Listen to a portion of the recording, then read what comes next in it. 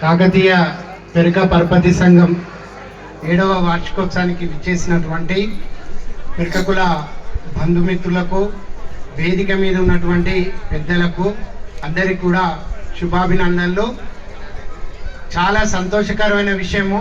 ఎందుకంటే ఇప్పటికీ విషయం ఏంటంటే ఎక్కువసేపు మాట్లాడే సమయం లేదు, 3 అయింది కాబట్టి 1 నిమిషంలో ముగించేస్తా. వాస్తవానికి ఇక్కడికి వచ్చిన కార్యక్రమం తర్వాత నాకు అనిపించింది ఏంటంటే, మనకు సంవత్సరంలో దాదాపు ముఖ్యమైనటువంటి హిందూ పండుగలు సంక్రాంతి కావచ్చు, శివరాత్రి కావచ్చు, ఉగాది కావచ్చు, దసరా, దీపావళి అనేక పండుగలు వస్తుంటాయి 2 నెలల గ్యాప్లతో. కానీ ఇవాళ ఒకటే పండుగ అంటే ఒకటి అన్ని పండుగలు ఒకటే రోజు వస్తే ఎంత సంతోషంగా ఉంటామో అంత సంతోషంగా అనిపిస్తుంది.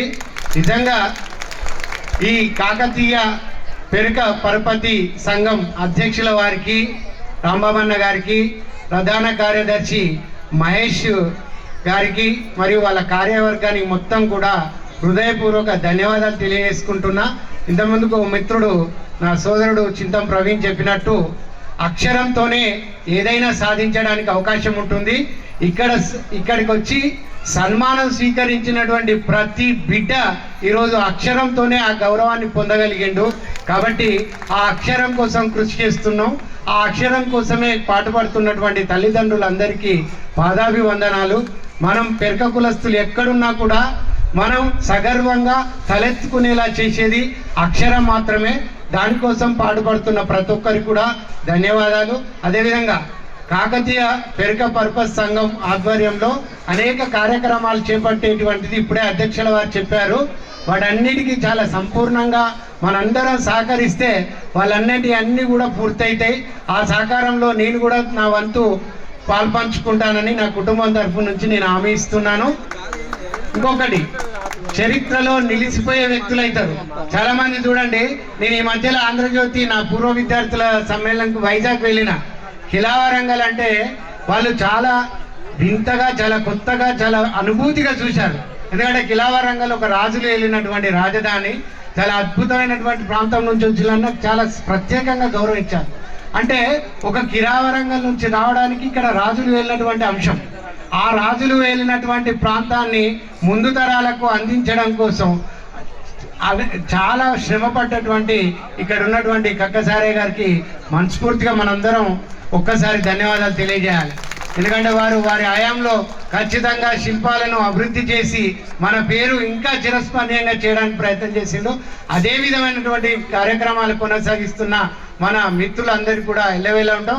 ఇంకొకటి చెప్తున్నా, ఈ రాష్ట్రంలో దాదాపు బీసీలలో 130 కులాలు ఉన్నాయి. అందులో మన జనాభా 9వ ప్లేసులు ఉన్నదని మనం గర్వంగా చెప్పుకోవచ్చు. అంటే మన తర్వాత దాదాపు 121 కులాలు మన వెనుకున్నాయి.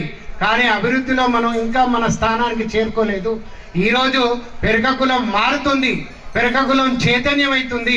పెరక కులం చైతన్యం అవుతుంది అనడానికి కారణమే ఇటీవల ఐఏఎస్లుగా, ఐపీఎస్లుగా మన బిడ్డలు రాణిస్తున్నారు. ఇక్కడ ఉన్నటువంటి ప్రతి బిడ్డ స్ఫూర్తిదాయకులే. ఈరోజు సన్మానం తీసుకున్న ప్రతి బిడ్డ కూడా స్ఫూర్తిదాయకులే. ఇలాంటి కార్యక్రమాలు నిర్వహిస్తున్నటువంటి మా తమ్ముడు మహేష్ కానీ, మా అన్నయ్య రాంబాబు అన్న కానీ వాళ్ళు కూడా స్ఫూర్తిదాయకులే. మనల్ని ఈ తూర్పుకోట గడ్డను పరిపాలించినటువంటి బుచ్చుకొమరయ్య గారి నుంచి మొదలు పెడితే ఏసిరెడ్డి ఈశ్వరయ్య గారు, కక్క సారయ్య గారు, వీరేష్ బాబు లక్ష్మి గారు కానీ, తర్వాత శ్రీకాంత్ గారు కానీ, ఇప్పుడున్నటువంటి కార్పొరేటర్ కానీ అందరూ కూడా ఈ కిలా తూర్పుకోట అభివృద్ధిలో పాల్పంచుకున్నారు. వారికి కూడా పేరున ధన్యవాదాలు తెలియజేసుకుంటున్నా. ఈ అవకాశం ఇచ్చినటువంటి ఇంకొకటి మీకు హామీ ఇస్తున్నా, త్వరలో వరంగల్ జిల్లాకు సంబంధించి జనగణన జరగబోతుంది. మన 13 మండలాలు ఉన్నాయి మనకి వరంగల్ జిల్లాకు సంబంధించి.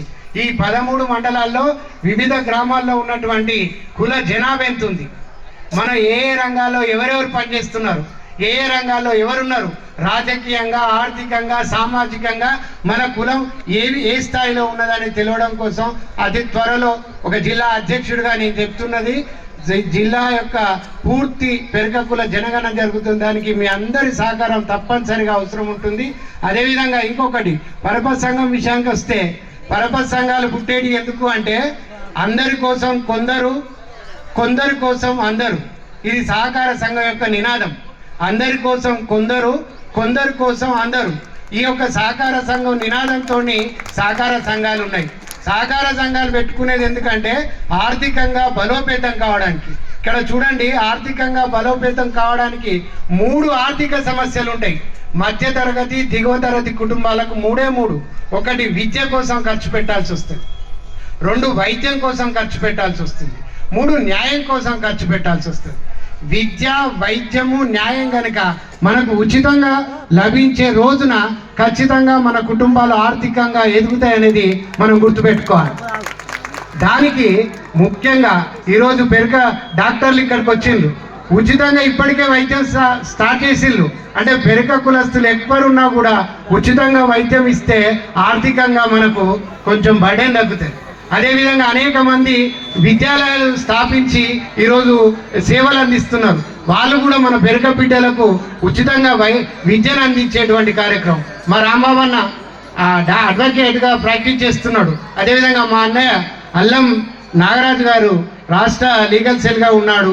అదేవిధంగా మా తమ్ముడు నరేందర్ కూడా సర్కిల్ ఇన్స్పెక్టర్గా సేవలు అందిస్తున్నారు. అదేవిధంగా మన తూర్పుకోటలో దేవేందర్ అన్న ఇంకా చాలామంది అడ్వకేట్లుగా కూడా ప్రాక్టీస్ చేస్తున్నారు. వీళ్ళు కూడా ముందుకొస్తున్నారు న్యాయం ఉచితంగా అందించడానికి. అంటే మనకు వైద్యం, విద్య, న్యాయం ఈ 3 కనుక ఉచితంగా లభిస్తే ఖచ్చితంగా మన కుటుంబాల్లో ఆర్థిక శక్తికి తోడ్పాడవుతుంది. అది అందించే విధంగా చేద్దాం. విద్య, వైద్యం, న్యాయం సేవలు ఉచితంగా అందించే విధంగా, అదేవిధంగా మనం పెరుక కుల జనగణన కూడా అతి త్వరలో ముగించే విధంగా కార్యాచరణ చేస్తా. అదేవిధంగా ఈ కాకతీయ పెరుక పర్పస్ సంఘానికి చేదోడు వాడుగా అనేక మంది ఉన్నారు. మా బొలుగోడు సీనిమామ ఆచార్య గారు లాంటి వాళ్ళు యాక్టివ్గా సేవలు అందిస్తుంటారు. మరి అదేవిధంగా రవీందర్ అన్నకి ఇట్లా పేర్లు మొత్తం కూడా టోటల్గా అందరూ సేవలు అందిస్తున్నారు. వీళ్ళందరి సేవలతో త్వరలో వీళ్ళు నెక్స్ట్ వార్షికోత్సవం లోపే మన కళల సౌధమైనటువంటి ఆత్మగౌరవ భవనాన్ని నిర్మిస్తారు. ఆ నిర్మించేందుకు ప్రతి ఇంటి నుంచి ఒక ఇటుకిద్దాం, ప్రతి గడప నుంచి ₹1 ఇద్దాం. మనకి ఎంత తోస్తే అంత సాయం చేద్దాం, వాళ్ళను ప్రోత్సహిద్దాం. ఖచ్చితంగా ఆత్మగౌరవ భవన నిర్మాణంలో నేను కూడా నా కుటుంబం నుంచి మా నాన్నగారు అల్లం ఈశ్వరయ్య జ్ఞాపకార్థంగా కార్యక్రమాలు చేయడంలో పాల్పంచుకుంటా ఈ సెలవు. ఇంకొకటి, ఇక్కడ ఈ కాకతీయ పెరుక పర్పస్ సంఘం వారికి యొక్క సూచన ఏంటంటే, నేను గతంలో ఒక 30 సంవత్సరాల క్రితం ఓరుగల్లు క్రీడా మండలి పెట్టి విల్ల అశోక్ సార్ గారి జ్ఞాపకార్థం రాష్ట్ర స్థాయి, జిల్లా స్థాయి పోటీలు కూడా నిర్వహించినాం. యువకులకు కూడా అతి త్వరలో క్రీడా పోటీలు లాంటివి కూడా చేసి, అదేవిధంగా ఇంకా యువకులకు ఏదైనా కార్యక్రమాలు తీసుకోవాలని నేను ఈ సందర్భంగా సూచిస్తున్నా. ఇంకొకటి, ఇంతకుముందు రాంబాబన్న చెప్పినట్టు చావు కాడ, పెళ్లి కాడ, మంచి కాడ, చెడు కాడ ఉండేవాడే మనోడు. ఆ మనోళ్ళే ఈ కాకతీయ పెరుక పర్పస్ సంఘం కార్యవర్గం. వాళ్ళందరికీ ఎందుకైనా మంచిది. ఒక్కసారి ఏమనుకోకుండా పెరుక బిడ్డలు అందరూ కూడా, తూర్పుగోడగడ్డ వాళ్ళందరూ చైతన్యవంతులు.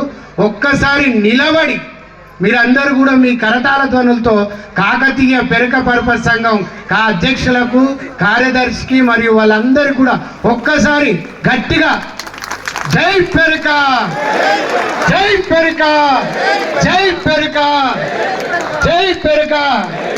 మన పర్పస్ సంఘం పేరేంటిది? కాకతీయ పెరుక పర్పస్ సంఘం. కాబట్టి పెరుకలోనే ఆ చైతన్యం ఉన్నది.